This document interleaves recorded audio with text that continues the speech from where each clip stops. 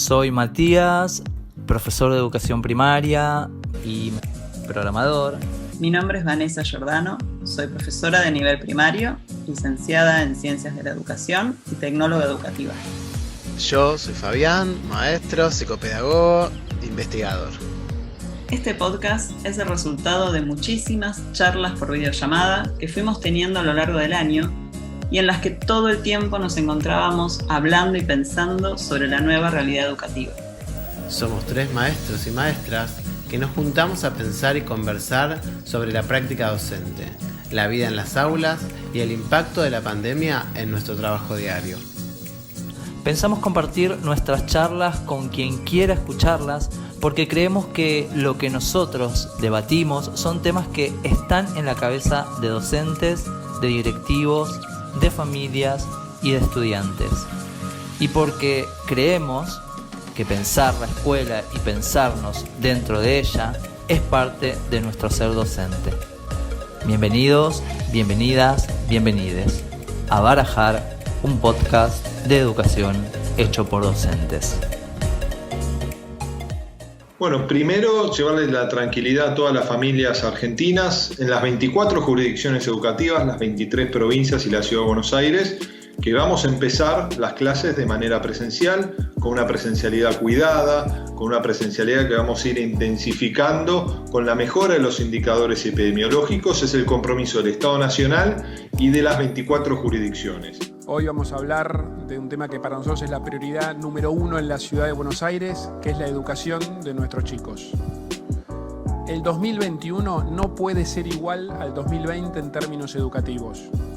Los chicos, los docentes, las familias necesitan tener una certidumbre, por eso es que tenemos un plan para comenzar las clases el 17 de febrero en forma cuidada y con la mayor presencialidad posible. Porque en la educación, cada día perdido no se recupera. Cada día que los chicos no están en el aula, se pierden la posibilidad de aprender, de sociabilizar, de estar con sus amigos. Lo primero que quiero transmitirle a todas las familias es la tranquilidad, porque hay una fuerte decisión política del gobierno de la ciudad de Buenos Aires de abrir las escuelas el 17 de febrero. Venimos trabajando durante meses del año pasado con docentes, nos hemos reunido con más de 7.000 docentes y directivos de escuelas públicas y privadas, con ONGs, especialistas en educación, con especialistas en sí de educación, y hemos diseñado este modelo de presencialidad con mucho criterio, con muchas medidas de cuidado, analizando también con los equipos del Ministerio de Salud para garantizar las condiciones de cuidado suficientes, y el 17 de febrero tenemos la certeza que la enorme mayoría de maestros y maestras de la ciudad van a estar en las aulas esperando a sus estudiantes después de un año de falta de presencialidad. Ahora, la presencialidad, hay un semáforo que lo puso Estados Unidos, la CDC de Estados Unidos, que dice, según el virus, la circulación cada 100.000 habitantes, la positividad, la curva, si se puede abrir o no las escuelas. Bueno, según ese termómetro, semáforo norteamericano, no se podrían abrir para la presencialidad acá en la ciudad de Buenos Aires. No lo dice UTE, sino lo dice la CDC de Estados Unidos.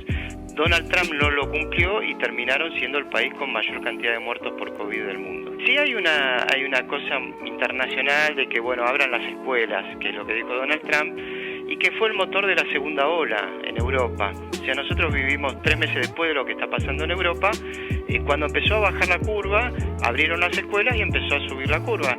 Tipo Portugal, tipo Francia, a partir de ayer la cerró, Israel. ¿La solución cuál es? Que baje la circulación del virus, que se arreglen las escuelas de modo tal de que no te contagies en la escuela, y después ir preparando sistemas bimodales. Bueno, chicos, quiero comentarles algo que me pasa. Estamos a 3 de febrero, año 2021, pasó el año 2020, la pandemia, clases virtuales, todavía no sé si tengo que ir a la escuela, si me voy a encontrar por Zoom con los directivos, todavía no me enteré. ¿A ustedes recibieron algún mail? ¿Me vuelvo de vacaciones? Sí, la verdad, yo estoy en la misma situación. También estoy de vacas y a mí todavía ni siquiera recibí un mail de la escuela, así que me imagino que están barajando todavía la situación. Una compañera que trabaja en otra escuela me dijo que se iban a juntar recién hoy por el tema de que están todavía estudiando el protocolo y ver si lo van a poder cumplir o no. Hay muchas noticias que hay que ir analizándolas a ver cómo va a venir esto. Yo quiero decir que sí tuve cierta información, ¿eh?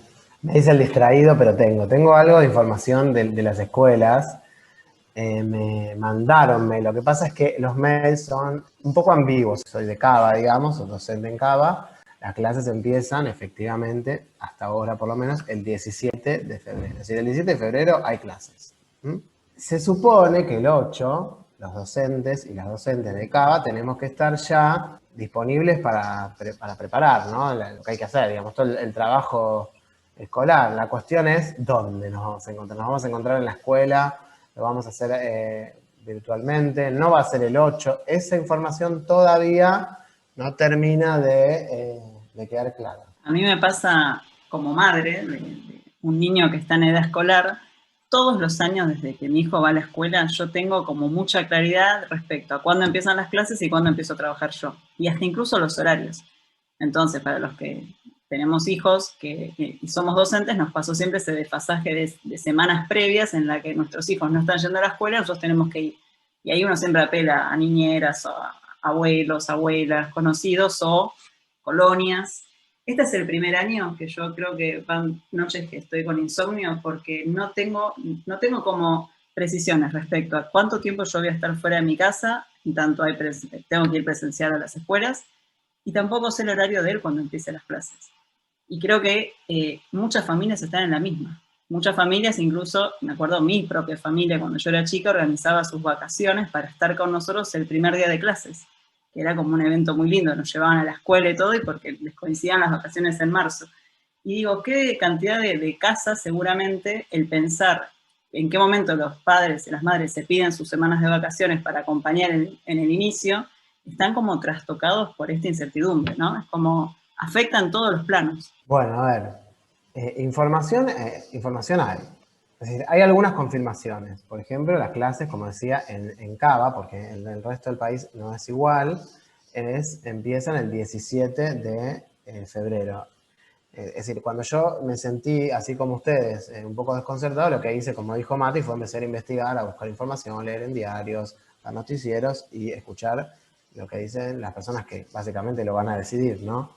Quizás lo que habría lo que está este año, lo que se está polemizando mucho, es como lo intempestivo de volver antes, porque nunca se empezaron las clases con chicos y chicas en la escuela un 17 de febrero. Estamos volviendo antes y no sabemos cómo volver. Y ahí tenemos como un millón de preguntas. A ver, hay una cuestión. No es que estamos volviendo antes en comparación con otros años, pero no en relación con el tiempo que hay entre el último día que trabajamos y el primero. Es decir, el año pasado se adelantó el final. En comparación con otros años empezamos antes, pero por lógica temporal está bien, el 17 tiene sentido. Ahora, la cuestión es, ¿cómo va a ser el protocolo de vuelta? Y ahí es donde yo empecé a investigar y leer distintos diarios, distintas propuestas. Es distinto lo que se propone para la ciudad de Buenos Aires, claramente distinto de lo que en general se propone para el resto del país, incluso las fechas de comienzo. En Cava, el 17 hay clases. Lo que dice en principio la ministra es que las clases van a ser presenciales, es decir, que se deberá garantizar una jornada simple a todos y todas las alumnas de Ciudad de Buenos Aires. O sea que al menos las 4 horas de una jornada simple van a estar en la escuela en forma presencial. Habría que, de lo que podemos hablar y de lo que podemos discutir es qué pasa con los protocolos. Que no es menor, teniendo en cuenta que hasta donde sabíamos, nuestra experiencia en pandemia y presencialidad se reducía a burbujas con mucha norma y muy reducidas, eran burbujas chiquititas. Lo que empezó a estallar, incluso en los medios, tiene una frase que dijo la ministra de Ciudad, que es: la burbuja es el aula. No es una frase sencilla, en el sentido que las aulas, para quienes estamos en las escuelas, suelen estar teniendo entre 25 y 30 es lo máximo, pero pueden ir entre 20 y 30. O sea, ahí ya perdimos el eje de las 9 personas con un solo docente. Y esto, creo que acá hay algo interesante. Cuando Larreta en Capital dijo que se iba a volver, y ya otras provincias habían hecho experiencias teniendo en cuenta los semáforos, que esto es también una variable que no existe en situación que no hay pandemia, y es la idea de un semáforo sanitario. Cuando se hizo en otras provincias y cuando Larreta lo empieza a hacer acá, ¿se acuerdan que Mati nos contaba? 7º grado de primaria y 5º año de secundaria eran los primeros, o las primeras. Y después se empezó a extender a todos los demás grados y años en secundaria.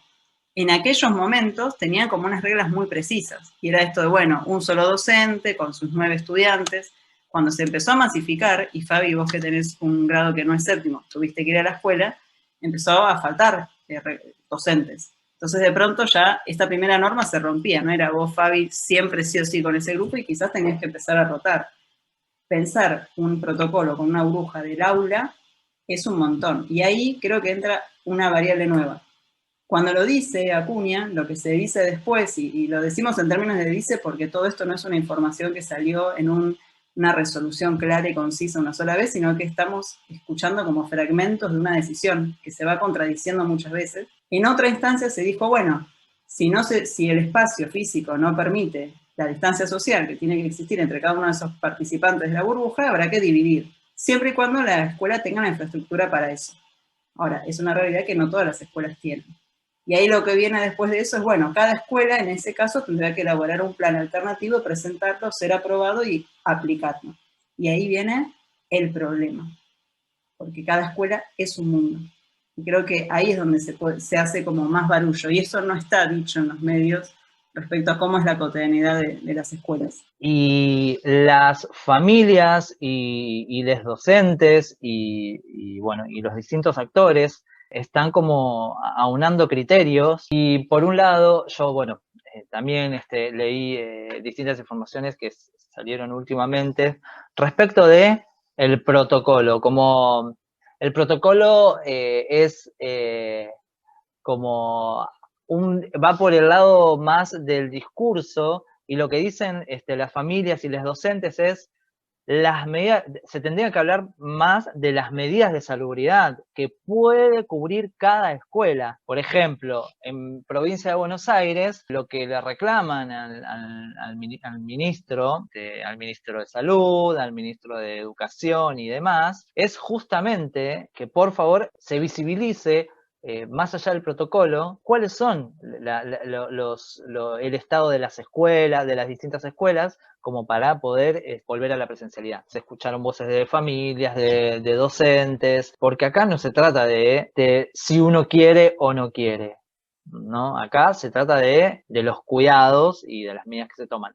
Por ejemplo, en Ciudad de Buenos Aires, si bien es cierto que el calendario ya está establecido para el 17 de febrero, y que la vuelta sea presencial, que lo manifiesta la ministra de Educación, hay un colectivo, creo que es un sindicato, que presentó un recurso de amparo, y hay un juez que tomó la medida de ir a una audiencia para que se pueda visibilizar ese protocolo, cómo va a ser, porque las familias, los docentes están exigiendo que se cumplan las medidas de salubridad. Ahí es muy interesante el cruce que se está dando, porque no sé cuántas veces en alguna de las gestiones que tuvo la Ciudad de Buenos Aires tuvo que generar una política que forzosamente pusiera de manifiesto su accionar en el sentido de la gestión de políticas públicas. ¿Por qué digo esto? Lo que está diciendo el protocolo es, bueno, a ver, nosotros queremos que vayan todos tantas horas por día mínimo, que se den así de hacer las cosas, esa es nuestra intención. Entonces ahí el protocolo es una declaración de intenciones. La implementación del protocolo va a depender de las posibilidades de cada escuela.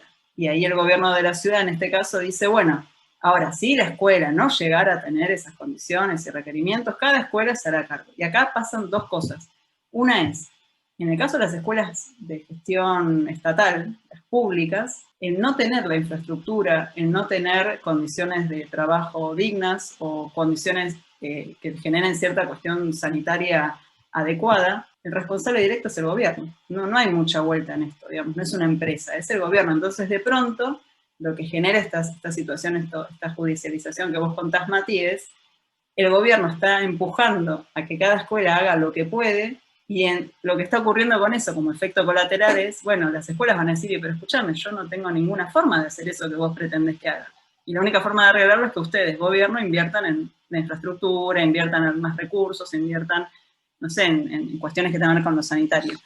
Eso por un lado. Entonces es una paradoja hermosa porque es la primera vez, creo, que la realidad está poniendo sobre la mesa, visiblemente en la agenda, las falencias que tienen las gestiones, muchas gestiones en lo educativo, el poco presupuesto, la poca inversión. Y por el otro, que esto es lo más dramático, creo que es lo más dramático, es que dejan esa resolución, que es la más heavy, la más fuerte, a la escuela. Entonces, el peso de cómo implementarlo, qué hacer cuando hay COVID en la escuela, cómo hacer los aislamientos, cómo organizar a los docentes, queda en las espaldas de los directivos. Y ahí te la regalo ser directivo o directiva de una escuela. Hay otro aspecto de la cuestión que me parece interesante mencionar, y es que, así como dicen que la burbuja es el aula, también aclaran que hay protocolos de distanciamiento, del uso de las máscaras. Entonces, en un aula tipo de las escuelas estatales, no entran 20, 25 alumnos o alumnas a una distancia de 1,5 metros. Entonces, ¿qué es lo que se propone? Es decir, no se desconoce esto, dicen es cierto. Entonces, ¿qué se propone? Bueno, lo que se puede hacer es utilizar todos los espacios disponibles en la escuela. Puede usarse la biblioteca, puede usarse el Zoom.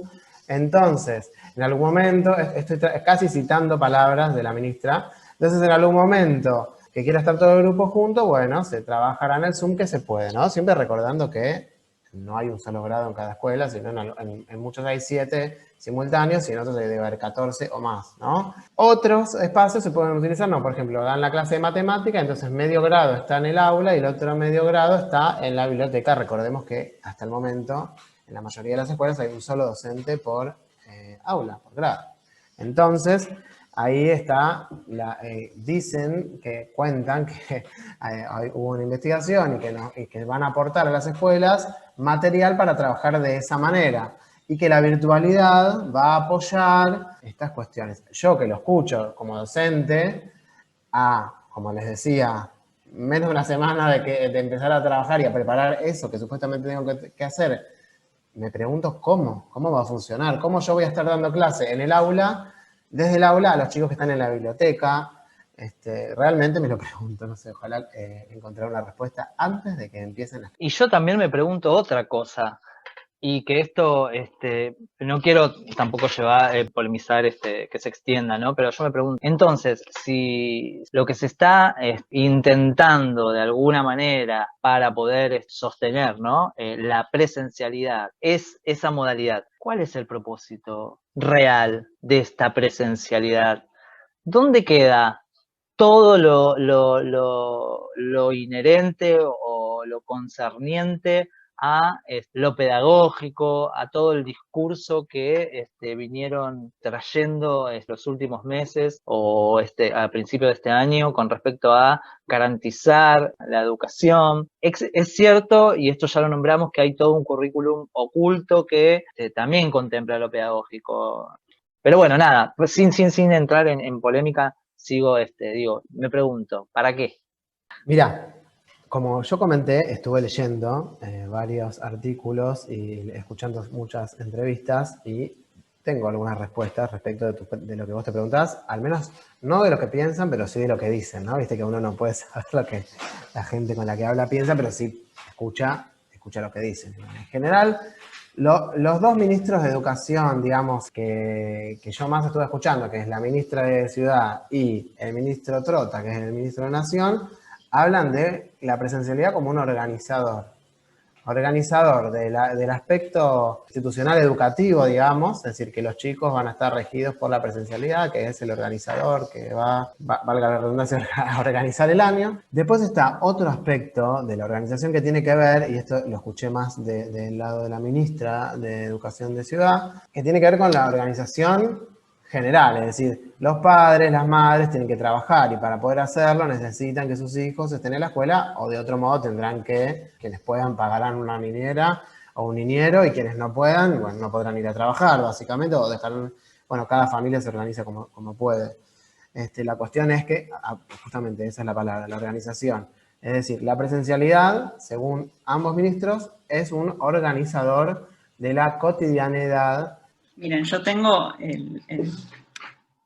Twitter abierto en este momento Y lo que estoy viendo, creo que más que nada esta semana, fuertemente, es las impresiones que tienen distintos docentes sobre cómo están siendo notificados respecto al inicio, ¿no? Esto que ustedes trajeron cuando empezamos a hablar, che, no me llegó un mail, que acá, que allá.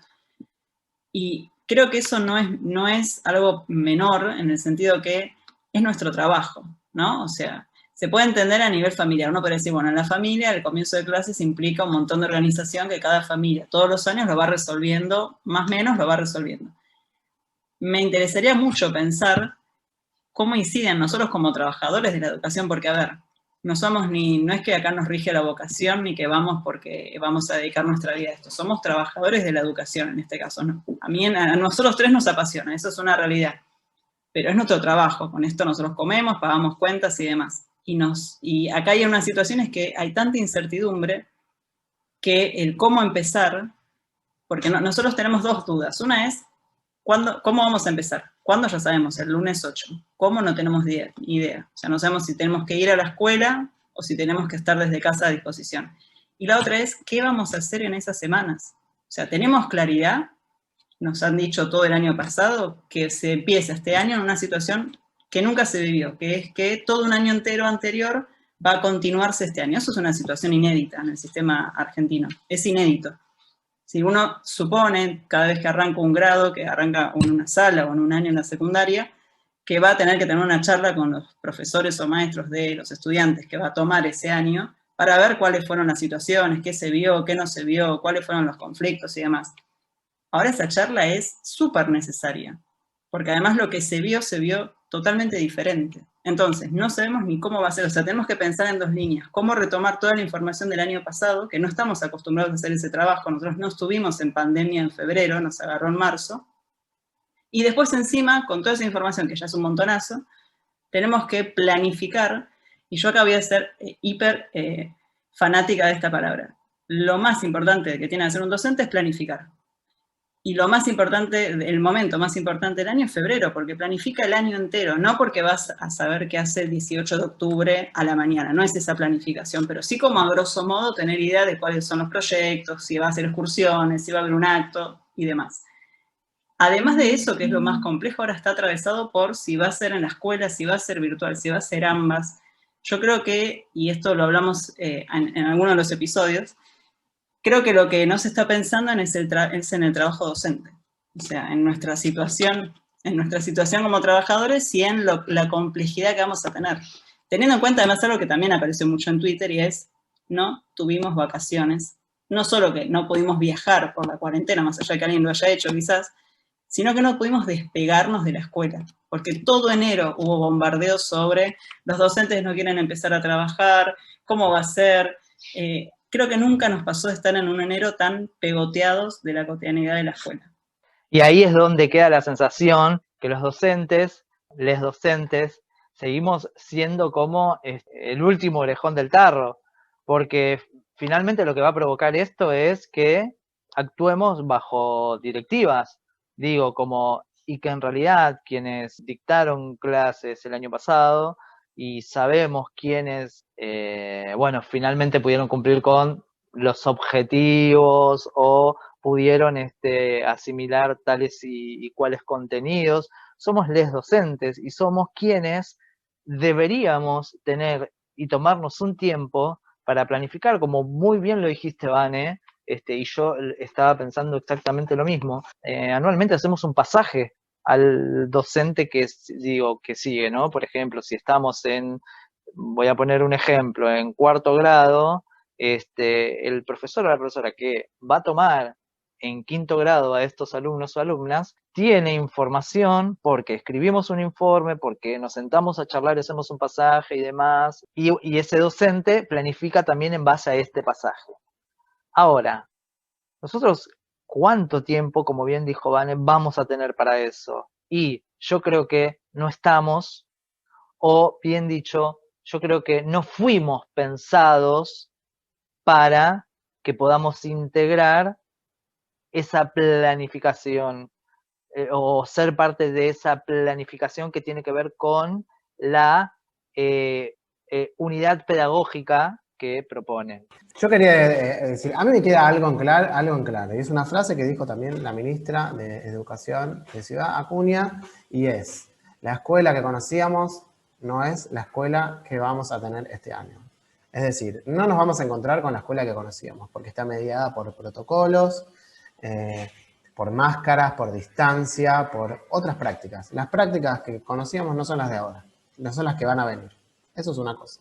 Y lo otro que quería decir es aclarar que, así como la presencialidad está pensada en su totalidad, o por lo menos una jornada simple por día, por alumno, por alumna, en otras provincias, en la mayoría, lo que se propone es una modalidad mixta, y es 3 días de presencialidad y el resto virtual. Esto es lo que propone sobre todo Nación. Mucho de lo que creo que pasó este año es mucha cuestión vertical, ¿no? Estábamos todos y todas esperando a ver qué decían nuestros gobernantes respecto a cuándo se terminaba la cuarentena, en qué fase estábamos, si volvemos a la escuela, cómo volvemos a la escuela, como que siempre estuvo ese discurso, y los discursos de las familias, de estudiantes y de docentes quedaron como muy solapados.